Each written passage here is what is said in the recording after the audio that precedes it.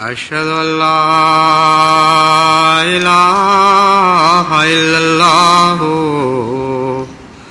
وحده لا شريك له وأشهد أن محمدا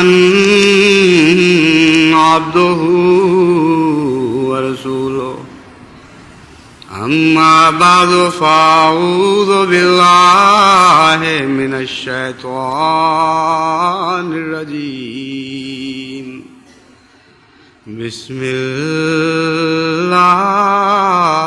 الرحمن الرحيم الحمد لله رب العالمين الرحمن الرحيم مالك يوم الدين إياك نعبد وإياك نستعين اهدنا الصراط المستقيم صراط الذين أنعمت عليهم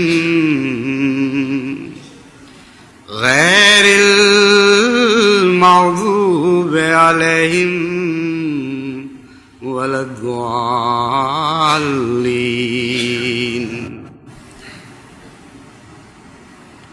إن الذين قالوا ربنا الله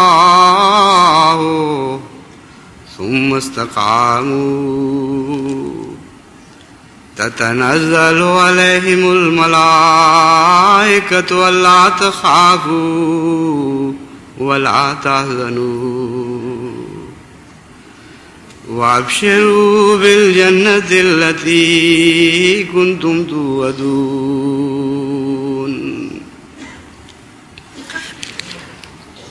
گزشتہ خطبے میں نے یہ جماعت کو یقین دلایا تھا کہ وہ لوگ جو اللہ کے دوست ہوتے ہیں اور اللہ جن کا دوست ہوتا ہے ان کو کسی قسم کا کوئی خوف اور کوئی حزن نہیں ہوتا۔ اس مضمون پر غور کرتے ہوئے اللہ تعالیٰ نے مزید میری توجہ ایک اور لطیف نقطے کی طرف مبذول فرمائی کہ خدا کے بندے اس سے پیار کرنے والے جن سے اللہ پیار کرتا ہے وہ بے خوف کیوں ہوتے ہیں؟ دنیا میں جتنے بھی خوف زدہ لوگ ہیں، خواہ افراد ہوں یا قومیں ہوں، ان کے خوف میں ایک غالب عنصر جرم کا شامل ہوتا ہے۔ دنیا کی بھاری تعداد جو آج خائف ہے، اس کے دل میں، اس کے پس منظر میں، اس کے ذہن میں کچھ نہ کچھ ایسے جرم ہیں جن کی وجہ سے وہ بنی نوع انسان کی بھاری تعداد خائف ہے۔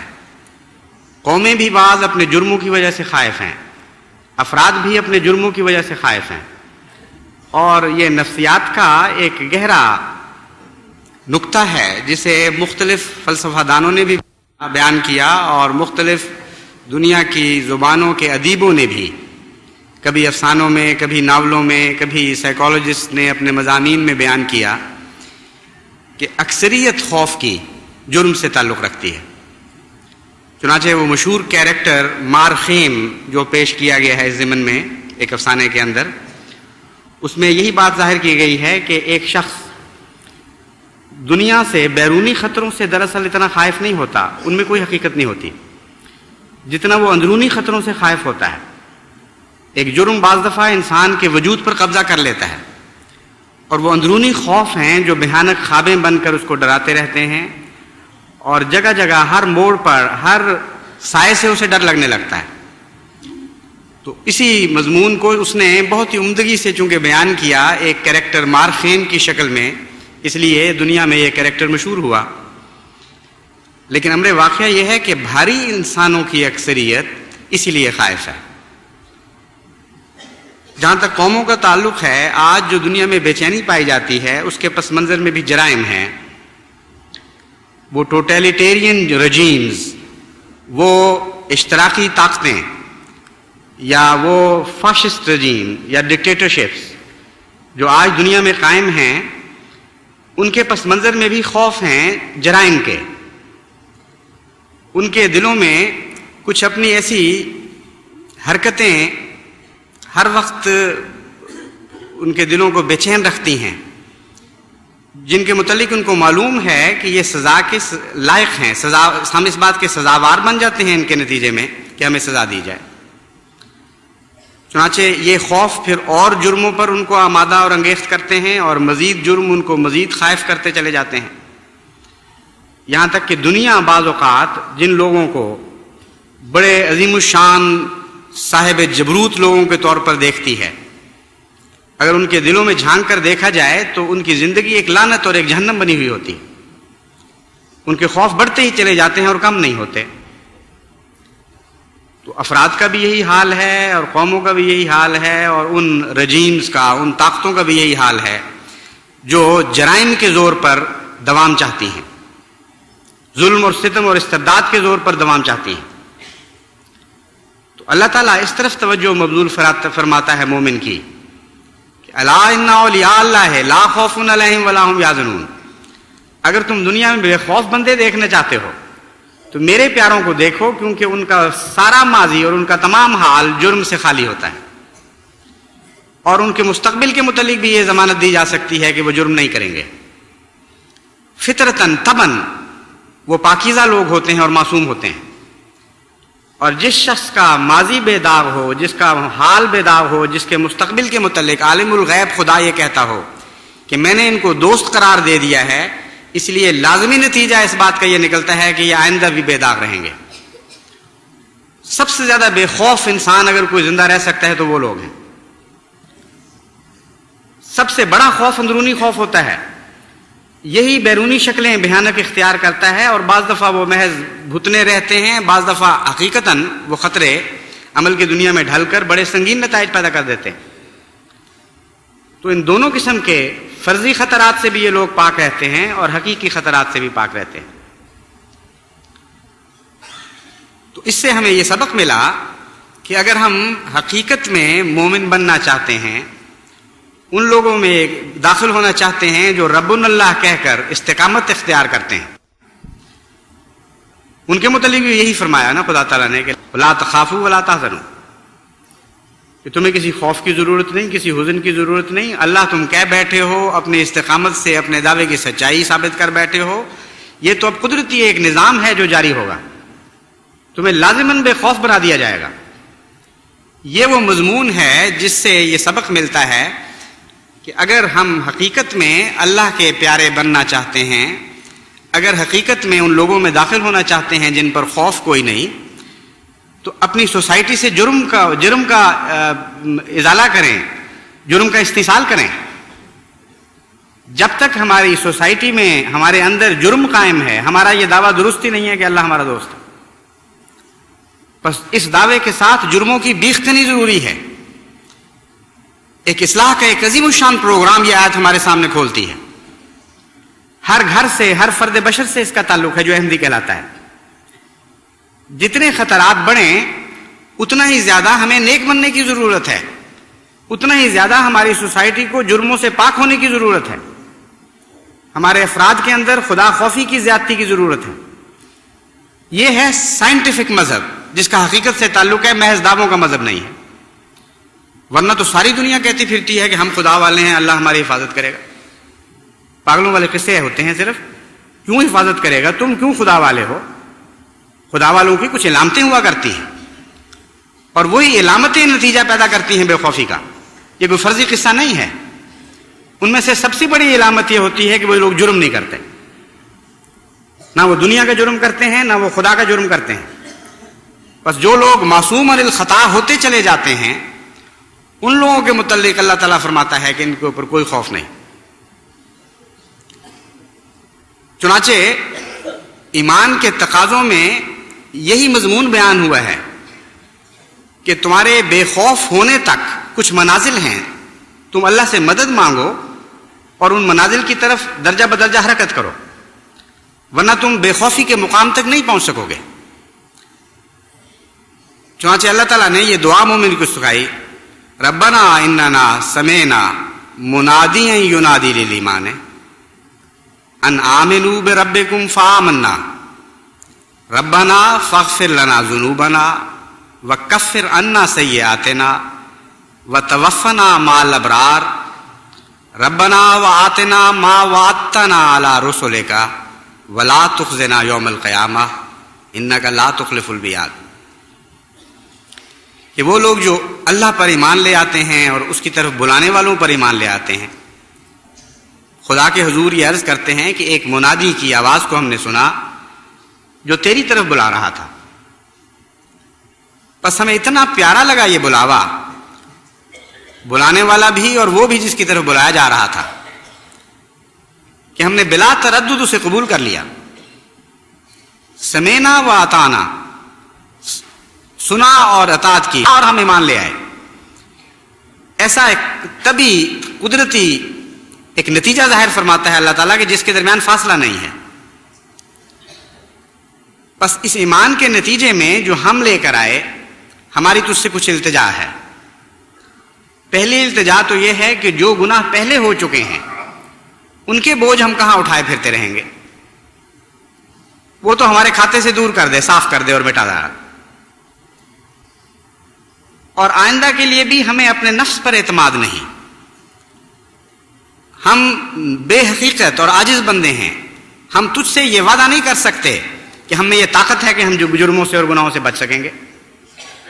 बस तुझसे ये इल्तिजा करते हैं कि इस ईमान के बदले में, देखें कितनी बड़ी कीमत मांग रहा है मोमिन, तुझसे ये दुआ करते हैं, इल्तिजा करते हैं कि इस ईमान के बदले में पहले गुनाह भी बख्श दे सारे के सारे, आइंदा गुनाहों से बचने की तौफीक अता फरमा, और वो बदियां हमारी फितरत के अंदर जो दाखिल हो चुकी हैं, जो हमारे वजूद का हिस्सा बन गई हैं, जो दरअसल गुनाहों पर मुंतज हुआ करती हैं, यानी ऐसी बद सिफात, बद खसलतें, बद आदतें, बाज हिरसें, बाज तमन्नाएं जो इंसान के साथ लगी रहती हैं और गुनाह पर आमादा करती रहती।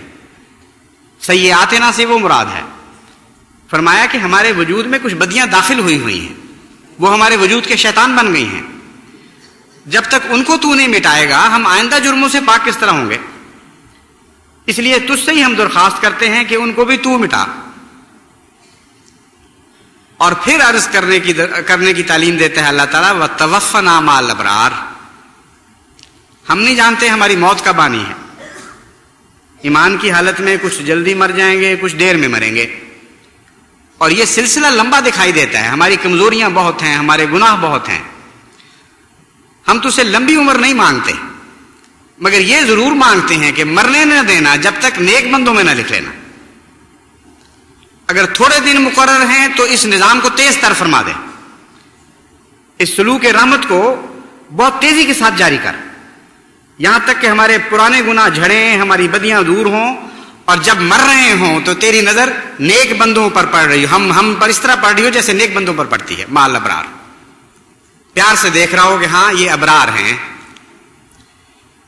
इस अंजाम तक पहुंचाने के बाद फिर फरमाया कि अब तुम अपनी फतह की दुआएं मांगो।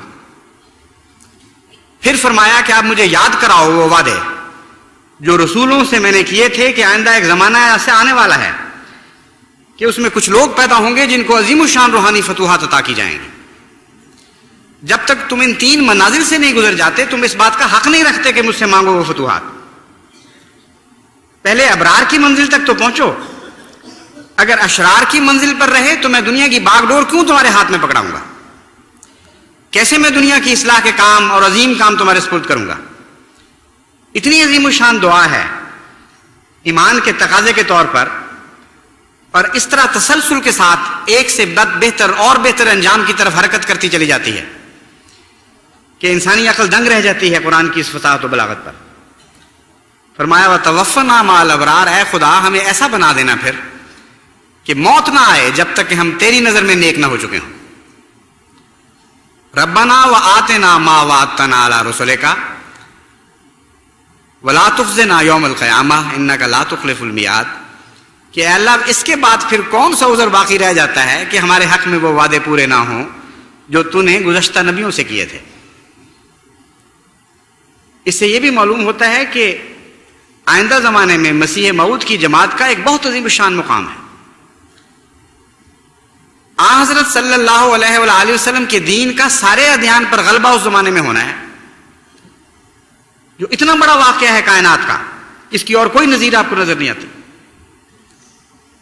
حضرت محمد مصطفیٰ صلی اللہ علیہ وآلہ وسلم کے ساتھ جو وعدہ کیا گیا ادیان باطلہ پر، ادیان عالم پر اسلام کے غلبے کا، اس نے مسیح موعود کے زمانے میں پورا ہونا تھا، یہ مقدر تھا۔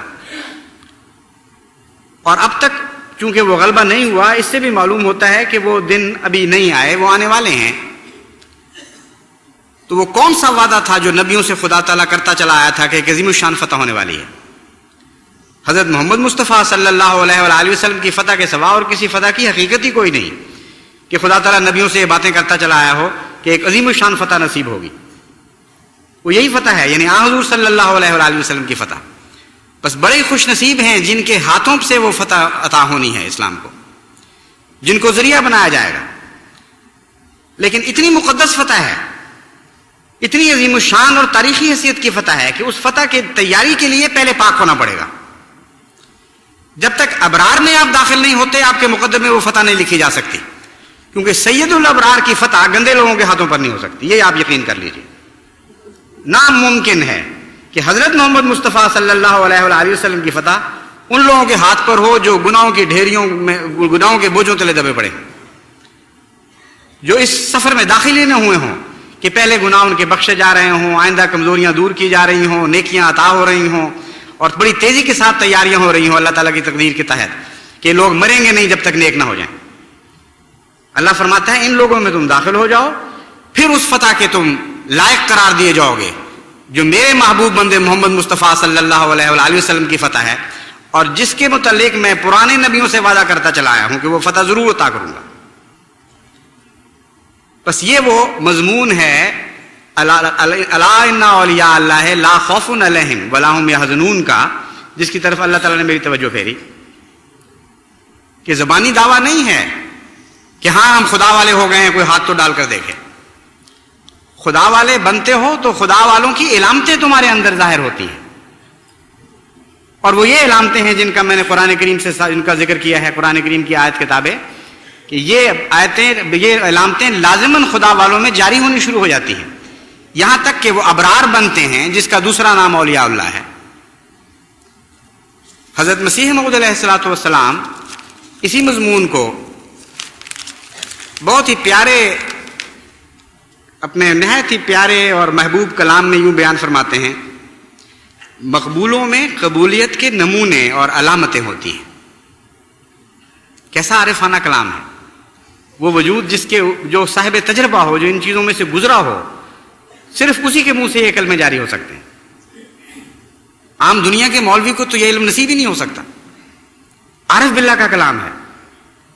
فرمایا کہ خدا ضرور مدد کرتا ہے، میں بھی دعوے کرتا ہوں کہ مجھ پر ہاتھ تو ڈال کر دیکھو، میں خدا کا شعر ہوں، کس کو ضرورت ہے، کس کی مجال ہے کہ مجھ پر ہاتھ ڈال سکے، لیکن کیوں کرتا ہوں ایسے؟ محض فرضی دعوے نہیں ہیں۔ فرمایا مقبولوں میں قبولیت کے نمونے اور علامتیں ہوتی ہیں، اور ان کی تعظیم ملکوت، ملوک اور ذوالجبروت کرتے ہیں۔ کتنا عظیم الشان کلام ہے! مقبولیت کی ایسی علامتیں پائی جاتی ہیں اللہ کے پیاروں میں کہ ان کی تعظیم ملوک اور ذوالجبروت کرتے ہیں، اور ان پر کوئی غالب نہیں آ سکتا، اور وہ سلامتی کے شہزادے کہلاتے ہیں۔ بس اے احمدی، اگر تو سلامتی کا شہزادہ بننا چاہتا ہے، اگر تو چاہتا ہے کہ آسمان سے ملوک تیری تعظیم کریں اور ذوالجبروت تیری تعظیم کریں، تو لازم ہے کہ ان قبولیت کی علامتوں کی طرف دوڑ، اور بڑی تیزی کے ساتھ ان علامتوں کو اپنے وجود میں جاری کر لے جو اللہ کے پیاروں اور اس کے محبوبوں کی علامتیں ہوا کرتی ہیں۔ یہ کام ہم کر دیں تو ساری دنیا کے فتح کے کام اللہ کرے گا، ساری ہماری مشکلیں دور ہو جائیں گی، سارے مصائب ٹل جائیں گے، ہر غم خوشی اور راحت میں تبدیل ہو جائے گا، ہر خوف امن میں تبدیل کیا جائے گا۔ مقبولوں کی علامتیں ہیں جو آپ کے اندر جاری ہونی چاہیے۔ بس یہ رمضان ان علامتوں کے حصول کا رمضان بنا لیں۔ ہم میں بچے، ہم میں بڑے، ہم میں بوڑھے، ہمارے اندر عورتیں، ہمارے مرد، سارے گریہ وزاری کریں خدا سے کہ اننا سمعنا منادیا ینادی للایمان، اے ہمارے رب، ہمارا تو اتنا ہی قصور ہے کہ ہم نے ایک پکارنے والے کی پکار کو سنا جو تیری طرف بلا رہا تھا اور ہم ایمان لے آئے۔ اب اس چھوٹے سے فعل کے نتیجہ ایمان لانے کا خدا فرماتا ہے یہ نکالو، اور میں عطا کرنے پر آیا ہوں، میں عطا کرتا چلا جاؤں گا۔ میں یہ نہیں پوچھوں گا کہ یہ کون سی اتنی بڑی نیکی کی تھی تم نے جو میں سب کچھ تمہیں دے دوں۔ خود سکھا دی دعا، صرف اتنا کہو کہ اے خدا ہم ایمان لے آئے ہیں، بس اب تو ہمارے پرانے گناہ معاف کر فرما، ہماری بدیاں دور کرتا چلا جا، ہمیں مارنا جب تک ہم نیک نہ ہو جائیں، اور وہ سارے وعدے ہمارے حق میں پورا فرما دے جو گزشتہ نبیوں سے تو کرتا چلا ہے۔ اس کے بعد ایک مختصر ذکر میں اس سال رواں کے مالی گوشوارے کا کرنا چاہتا ہوں۔ یہ اللہ تعالیٰ کا فضل ہے کہ مقبولوں کی علامتوں میں سے ایک مالی قربانی بھی ہے، کیونکہ اس دور میں جو مادیت کا دور ہے، مادہ پرستی کا دور ہے، اس میں انسان آسانی سے اپنی کمائی سے الگ نہیں ہو سکتا۔ خالصتاً للہ، اللہ کی رضا کی خاطر اگر ایک دمڑی بھی پیش کی جائے تو اس کی بھی بہت بڑی قیمت ہے۔ تو میں یہ دیکھ رہا ہوں کہ دن بدن اللہ تعالیٰ اپنے فضل کے ساتھ جماعت کو وہ قبولیت کی علامتیں عطا فرماتا چلا جا رہا ہے اور پہلے سے بڑھاتا چلا جا رہا ہے۔ یہ علامتیں تو ہمیشہ سے جماعت میں ہیں، لیکن خوش نصیب وہ جماعت ہوتی ہے جو کم ہونے کی بجائے بڑھتی چلی جائے۔ بس جہاں تک مالی قربانی کا تعلق ہے، بالکل صاف نظر آ رہا ہے ساری دنیا میں کہ جماعت بہت تیزی کے ساتھ آگے بڑھ رہی ہے، باوجود اس کے کہ بڑے بڑے مالی بحران آ گئے ہیں دنیا میں، باوجود اس کے کہ روپے کی قیمت گرنے کی وجہ سے شدید مشکلات کا دور ہے اور بڑی اقتصادی بدحالی ہے۔ تنخواہ داروں کا بہت برا حال ہے، تاجروں کی تجارتیں خراب ہو رہی ہیں، ہر جگہ ایک بحران ہے اقتصادی لحاظ سے۔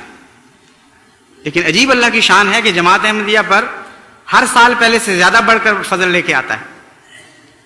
گزشتہ سال جو بجٹ تیار کیا گیا، یعنی جو اب گزرا ہے، کل تک جو سال گزرا ہے اس کا بجٹ، وہ اس سے پچھلے سال کے مقابل پر غیر معمولی اضافے کے ساتھ بنایا گیا تھا۔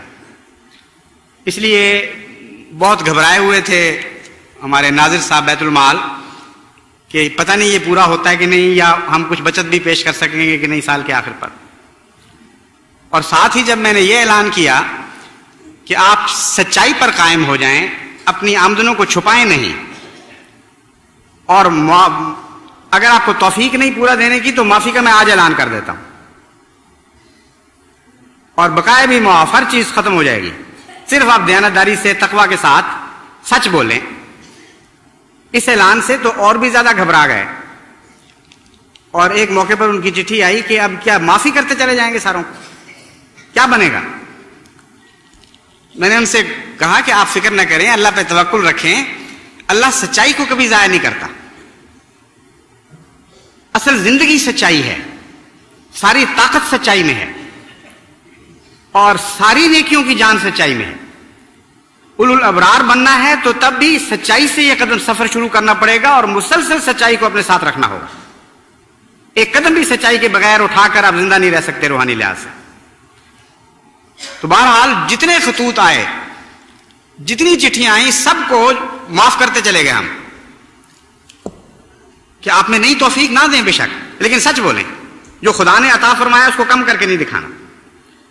نتیجہ یہ نکلا کہ اللہ تعالیٰ کے فضل سے گزشتہ سال کے آمد کے بجٹ کے مقابل پر، جو اس سے پچھلے سال سے بہت زیادہ تھا، 47 لاکھ روپے زیادہ وصول ہوا ہے۔ میری روح خدا کے حضور سجدے کر رہی ہے، لاکھوں کی وجہ سے نہیں، ان انگنت جذبات خلوص کی بنا پر جو ان لاکھوں کے پیچھے ہیں۔ بڑی بڑی تکلیفیں اٹھا کر لوگوں نے یہ چندے دیے ہوں گے، بڑی قربانیاں کر کے چندے دیے ہیں، غریبوں نے بھی، امیروں نے بھی، اور اس عزم کے ساتھ کہ ہمارا قدم پیچھے نہیں جائے گا۔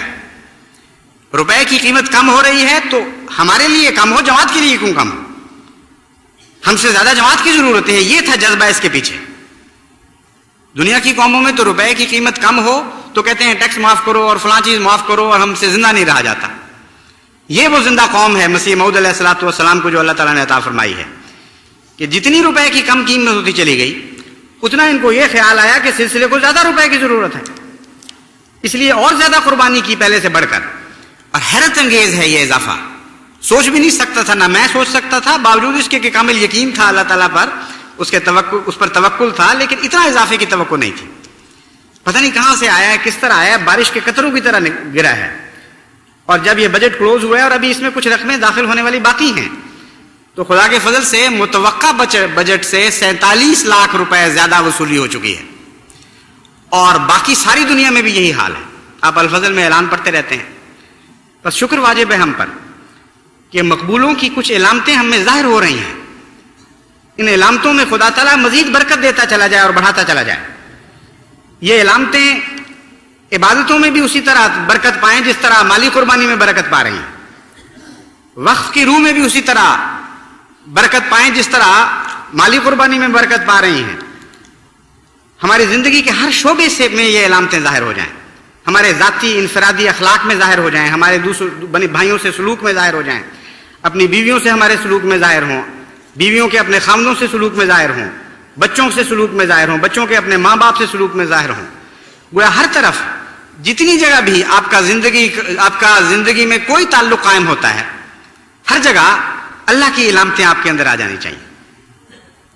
इसको कहते हैं खुदा में निहा हो जाना। हजरत मसीह मौऊद अलैहिस्सलातु वस्सलाम ने जो फरमाया निहा हम हो गए यारे निहा में, तो यह भी कोई फर्जी फलसफे की बात नहीं थी।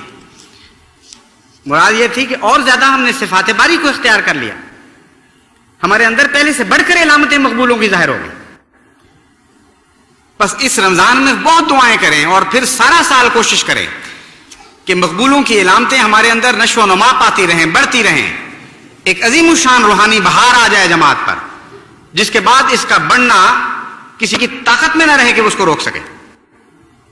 नामुमकिन बना दो दुनिया के लिए कि वो तुम्हारी राह में हायल हो सके, और वो इसी तरह नामुमकिन बनेगा कि तुम खुदा वाले हो जाओ और खुदा की प्यार की इलामतें तुम्हारे अंदर जाहिर हों।